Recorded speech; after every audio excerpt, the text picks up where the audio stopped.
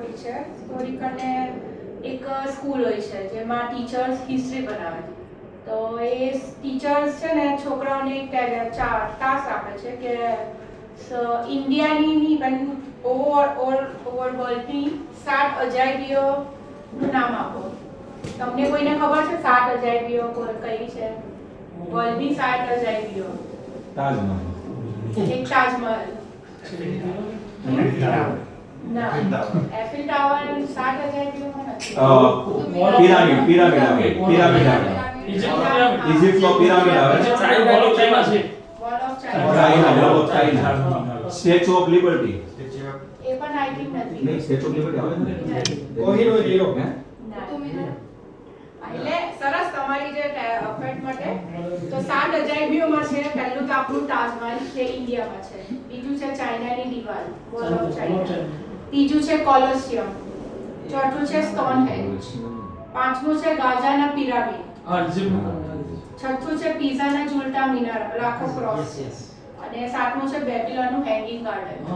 બરાબર. હવે સ્ટુડન્ટોમાં બધા સ્ટુડન્ટોને આ ટાસ્ક આપ્યો. તો બધા સ્ટુડન્ટો આ 7 અજાયબીઓ હિસ્ટ્રીનો ક્લાસ હોય એટલે બધાને ખબર હોય, એ લોકોને તો જસ્ટ નોલેજ મળેલી હોય એટલે બધા ફટાફટ લખીને ટીચરને પેપર આપી દીધા, સબમિટ કરી દીધા કે આ 7 અજાયબીઓ આ છે. તો એમાંથી એક છોકરો છે ને એ હજુ લખ્યા જ કરતો હતો. એને આમ ટીચરને કહ્યું કે આ બધાના પેપર્સ આવી ગયા, છોકરાનું કેમ નથી આવ્યું? તો છોકરાને પૂછે છે ટીચર કે કેમ તેવું હજુ લખ્યા જ કરે, તને યાદ નથી?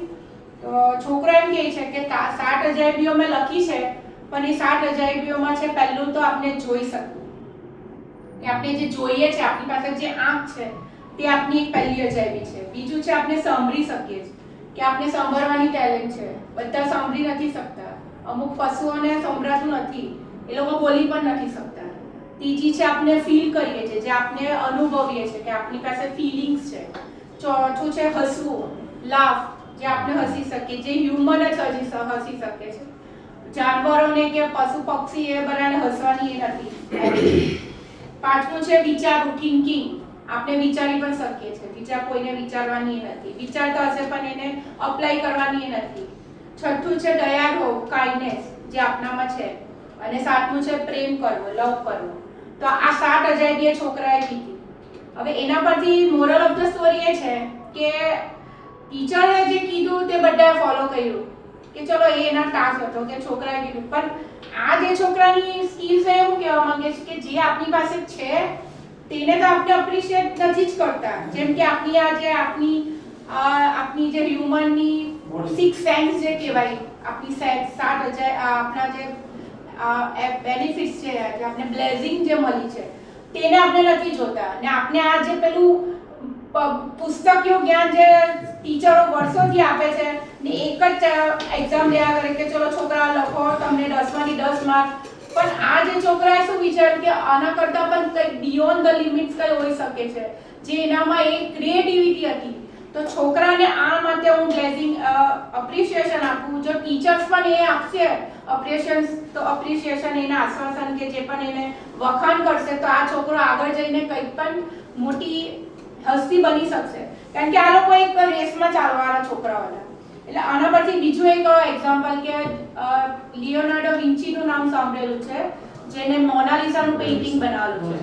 તો મોનાલિસાનું પેઇન્ટિંગ બનાવવા માટે એને છે ને ફ્રાન્સના એક રાજા પહેલા તો અપ્રોચ કરેલા કે તું મારી વાઈફનું એક પેઇન્ટિંગ બનાવ. એની વાઈફને બહુ લવ કરતો તો એને પેઇન્ટિંગ બનાવવા માંગ્યું. તો પેઇન્ટિંગ પહેલા એને જે બનાવ્યું ને એમાં એને થોડું ઘણું આમ બનાવ્યું પિક્ચર, પણ આમ એને કેવું આમ એકદમ ઢૂંઢલું, કંઈ સમજ નહીં પડી. એને માટે પણ 2 વર્ષ કાઢ્યા એને.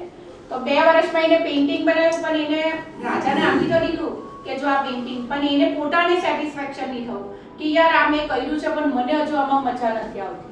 તો એને પેઇન્ટિંગ નહીં આપ્યું રાજાને, ને એને પાછો એના પર વર્ક કર્યું, ને એના માટે એટલા બધો ટાઈમ કાઢ્યો. ટાઈમ કરતા એને જે પેઇન્ટિંગ બનાવ્યું તે અત્યારે લિયોનાર્ડો વિન્ચીનું જે મોનાલિસાનું અત્યારે પણ છે. એના પછી એની સ્ટોરી તો બહુ આગળ જતી, આગળ જઈને ચોરી થઈ ગઈ એની, પછી ચોરી થઈને ફ્રાન્સવાળા અને પછી ઇટલીવાળાએ એકબીજાને આમ પોતાને કે આ અમારું પેઇન્ટિંગ છે, કરોડોમાં વેચાયું. એટલે એના મતલબ એ છે કે જો લિયોનાર્ડો વિન્ચીએ એની પેલી વાઈફનું, રાજાની વાઈફનું પિક્ચર આમ જ બનાવી દીધું હતું તો એમાં એને મળી તો જતે એના પૈસા જે એને રોકેલા, પણ એનાથી શું થશે કે આ જે એને મોનાલિસા બનાવ્યું તે એક આખી એક અજાયબી બની ગઈ કે આ એની અત્યારે કેટલા વર્ષો પહેલાની વાત છે, 1500ની સદીની વાત છે. તો એ વસ્તુ ત્યારે એટલે ક્રિએટિવિટી કેવી રીતે આવે માણસમાં કે તમે બિયોન્ડ લિમિટ વિચારો. છોકરાઓને પણ આપણી એ જ સ્કૂલના જે ટીચર્સ છે કે આપણા પેરેન્ટ્સે પણ એ જ કહેવું જોઈએ છોકરાઓને કે તું આનાથી ઉપર શું વિચારી શકે છે. આ તો છે જ આપણામાં, કારણ કે આ વસ્તુ જે કરવાવાળો પણ કોઈ પહેલો જ વ્યક્તિ હતો કે એને આ વિચાર્યું, તો આપણે એના પછીનું પણ વિચારી શકીએ ને, તો આપણે પણ એ ફૂટ સ્ટેપ પર આગળ વધી શકીએ. આ તો એને બનાવી દીધેલું છે, પણ આનાથી ઉપર શું વિચારી શકીએ તે જ એક ક્રિએટિવિટી છે. એટલે મોરલ ઓફ ધ સ્ટોરી કે ક્રિએશન કરો, લિમિટ કઈ નથી, બિયોન્ડ લિમિટ વિચારો. કોઈ જ વસ્તુની કોઈ મેથડ નથી, મેથડ વગર કંઈ પણ આવે તે તમારી ઇમેજિનેશન ને તમારી વિચારવાની શક્તિને ખીલવો. એ જ મારો કહેવાનો મતલબ છે. Thank you.